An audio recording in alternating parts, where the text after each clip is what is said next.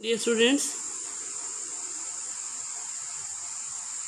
Chapter number 11 हम homeostasis कर रहे हैं। होम्योस्टेसिस में लास्ट सेक्शन में हम लोगों ने होम्योस्टेसिस इन प्लांट्स पढ़ा था। आज हम होम्योस्टेसिस इन ह्यूमन पढ़ेंगे, जो कि आपकी बुक पे के पेज नंबर 21 और 22 पे अवेलेबल है। तो काइंडली आप लोगों ने इस वीडियो को और इस लेक्चर को गौर से सुनना है और सुनने के बाद इसको याद भी करना है। तो स्टार्ट करते हैं अपना lecture. What are the major organs involve in the homeostasis of human, कि कौन से मेजर ऑर्गन्स हैं जो कि ह्यूमन के होम्योस्टेसिस में इन्वॉल्व होते हैं। Like all other complex animals, human have highly developed system for homeostasis. तमाम दूसरे एनिमल्स की तरह ह्यूमन का भी हाईली डेवलप्ड सिस्टम है जो कि होम्योस्टेसिस में इसको हेल्प करता है। The following are the main organs which work for the homeostasis. तो इसमें कुछ ऐसे ऑर्गन्स हैं जो कि होम्योस्टेसिस में इन्वॉल्व होते हैं। तो वो कौन से ऑर्गन्स हैं? सबसे पहला ऑर्गन आपके पास है लंग्स। लंग्स क्या करता है कि lungs remove excess carbon dioxide and keep it in balance. Lungs excess carbon dioxide को रिमूव करता है और उसको बैलेंस में रखता है, यानी कार्बन डाइऑक्साइड की कंसनट्रेशन को मेंटेन रखता है।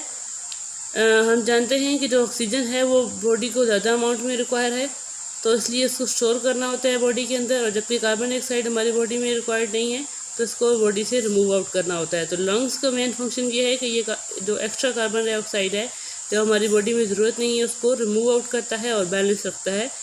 इसके बाद सेकंड ऑर्गन इन्वॉल्व है होम्योस्टेसिस में, वो है skin. Skin performs role in the maintenance of the body temperature and also removes excess water and salt. Skin का काम क्या है कि स्किन बॉडी टेम्परेचर को मेंटेन रखती है और एक्सेस वाटर यानी एक्स्ट्रा वाटर और साल्ट को भी बॉडी से रिमूव आउट करवाती है। थर्ड जो ऑर्गन है वो किडनी है। Kidneys filter excess water, salt, urea, uric acid from the blood and from urine. Kidneys क्या करती हैं? किडनी का फंक्शन ये है कि ये ब्लड को प्योरीफाई करती है, ब्लड के अंदर से extra water, salt, urea, uric acid को रिमूव करवाती है और फिर इन तमाम वेस्ट को यूरिन की फॉर्म में प्रोड्यूस करवाती है। ये तीन स्ट्रक्चर हैं जो कि होम्योस्टेसिस में इन्वॉल्व होते हैं। तो हम स्किन को डिटेल में डिस्कस करते हैं कि स्किन का स्ट्रक्चर और फंक्शन क्या है और कैसे स्किन होम्योस्टेसिस में हेल्प करती है। Our skin consist of 2 layers. First one is epidermis, second one is dermis. Epidermis क्या है? It is the outer protective layer without blood vessels, कि ये आउटर प्रोटेक्टिव लेयर है और इसके अंदर ब्लड वेसल्स नहीं होती। जबकि डर्मिस की बात करें, it is the inner layer containing blood vessels, sensory nerve endings, sweat and oil glands, hairs and fat cells. ठीक है, डर्मिस इनर लेयर है जिसके अंदर ब्लड वेसल्स होती हैं, सेंसरी नर्व एंडिंग होती हैं, स्वेट ग्लैंड्स होते हैं और ऑयल ग्लैंड्स होते हैं। इसके साथ साथ हेयर्स और फैट सेल्स भी होते हैं। तो दो लेयर्स हमने पढ़ी हैं, एपिडर्मिस और डर्मिस। एपिडर्मिस मैंने कहा है कि आउटर प्रोटेक्टिव लेयर है, इसके अंदर ब्लड वेसल्स नहीं होती, जबकि डर्मिस इनर लेयर है, उसके अंदर ब्लड वेसल्स होती हैं, उसके साथ साथ ग्लैंड्स भी प्रेजेंट होते हैं। नेक्स्ट आपके पास इंटरनल स्ट्रक्चर ऑफ स्किन है कि कौन सी लेयर और किस तरह स्किन को 2 लेयर्स में डिवाइड किया गया है। फर्स्ट वन आपके पास एपिडर्मिस है जो आउटर प्रोटेक्टिव लेयर है। वहाँ पे आप लोग देख सकते हैं कि इस लेयर के अंदर कोई भी ब्लड वेसल नहीं है। सेकेंड जो इनर लेयर है वो है डर्मिस। डर्मिस के अंदर आप लोगों को हेयर फॉलिकल भी नज़र आ रहे हैं, स्वेट ग्लैंड्स भी नज़र आ रहे हैं, फैट भी है और ब्लड वेसल्स भी हैं। ठीक है, तो ये है इंटरनल स्ट्रक्चर ऑफ स्किन। अब फंक्शन ऑफ स्किन पे आते हैं कि स्किन का फंक्शन क्या है, कौन कौन से स्किन रोल प्ले करती है हमारी बॉडी के अंदर। क्योंकि स्किन हमारी बॉडी का सबसे लार्जेस्ट ऑर्गन है तो इसका फंक्शन क्या है वो डिस्कस करते हैं। नंबर 1 फंक्शन है, it helps in the regulation of body temperature. ये बॉडी टेम्परेचर को रेगुलेट करवाती है। इसके बाद सेकंड जो फंक्शन है, the thin layer of fat cells in the dermis insulates the body. जो फैट सेल की थिन लेयर डर्मिस में प्रेजेंट है वो बॉडी को इंसुलेट करती है। थर्ड पॉइंट है, contraction of small muscles attach to the hairs form goose bump. It creates an insulating blanket of warm air. Small muscles जो कि हेयर के साथ अटैच्ड हैं, हेयर्स जो कि डर्मिस के अंदर प्रेजेंट हैं, उनके साथ जो स्मॉल मसल्स अटैच होते हैं उनकी कॉन्ट्रैक्शन की वजह से स्किन के ऊपर गूज बम्प्स बनते हैं, जिसको हम उर्दू में रोंगटे खड़े होने कहते हैं। ठीक है। It creates an insulating blanket of warm air. ये एक वार्म एयर की इंसुलेटिंग ब्लैंकेट बनाता है स्किन के ऊपर। ठीक है। और ये जो गूज बम्प है ये तब बनते हैं जब या तो किसी डेंजर सिचुएशन में या in the condition of cold, ठीक है, या in the condition of excitement. देखते हैं गूज बम्प्स बनते किस तरह हैं। ये जो आपके पास हेयर फॉलिकल आपको नज़र आ रहे हैं, हेयर फॉलिकल्स के साथ मसल्स अटैच्ड हैं। जब किसी भी डेंजर सिचुएशन में या किसी भी एक्साइटमेंट में या फिर शिवरिंग की वजह से या कोल्ड की सर्दी की वजह से ये जो मसल अटैच हैं हेयर फॉलिकल के साथ, ये कॉन्ट्रैक्ट करेंगे और जो हेयर हैं आपको नज़र आ रहे हैं स्किन के ऊपर, ये बिल्कुल सीधी पोजीशन में बिल्कुल इरेक्ट हो जाएंगे। ठीक है, सीधे हो जाएंगे, जिसको हम कहते हैं गूज बम्प्स बन चुके हैं। ठीक है, तो यहाँ पे हमारे पास फिगर है गूज बम्प्स की, फिगर 11.5। देख सकते हैं कि कैसे ये बम्प जो है वो अपीयर हुए हैं बॉडी के ऊपर। नंबर 4 फंक्शन क्या है? Skin helps in providing cooling effect when sweat is produced by the sweat glands and access body heat escapes through the evaporation. 4th function skin का ये है कि ये कूलिंग इफेक्ट प्रोवाइड करती है। कूलिंग इफेक्ट तब प्रोड्यूस होता है जब जो पसीना है जो कि स्वेट ग्लैंड प्रोड्यूस करें और जो एक्सेस बॉडी हीट है, जो एक्स्ट्रा बॉडी हीट है, वो एवापोरेशन के ज़रिए एस्केप यानी एवापोरेट हो जाए, तो उसके रिजल्ट में कूलिंग इफेक्ट प्रोड्यूस होता है बॉडी में। ठीक है, तो स्किन हेल्प करती है कूलिंग इफेक्ट प्रोवाइड करने में बॉडी को। नंबर 5 जो फंक्शन है वो ये है कि जितने भी extra water, salt, urea, uric acid जो कि मेटाबॉलिज्म के रिजल्ट में प्रोड्यूस हो रहे हैं, जिनको हम मेटाबॉलिक वेस्ट कहते हैं, वो भी स्वेट की फॉर्म में बॉडी स्किन से रिमूव हो जाते हैं। ये था आपके पास फंक्शन ऑफ स्किन।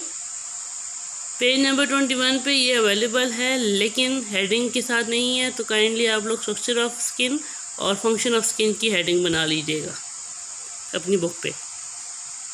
नेक्स्ट जो ऑर्गन हम लोग डिस्कस कर चुके हैं वो है लंग्स। लंग्स देखते हैं कि कैसे हेल्प आउट करते हैं होम्योस्टेसिस में। Lungs are organ helpful for the breathing and respiration. Lungs वो ऑर्गन्स हैं जो कि ब्रीथिंग और रिस्पायरेशन में हेल्प करते हैं। Lungs maintain the concentration of carbon dioxide in the blood. Lungs carbon dioxide की कंसंट्रेशन ब्लड के अंदर मेंटेन रखते हैं।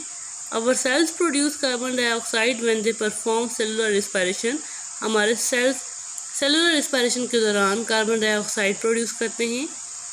अब ये कार्बन डाइऑक्साइड सेल्स जब प्रोड्यूस करते हैं तो फिर वहाँ से कहाँ मूव करती है?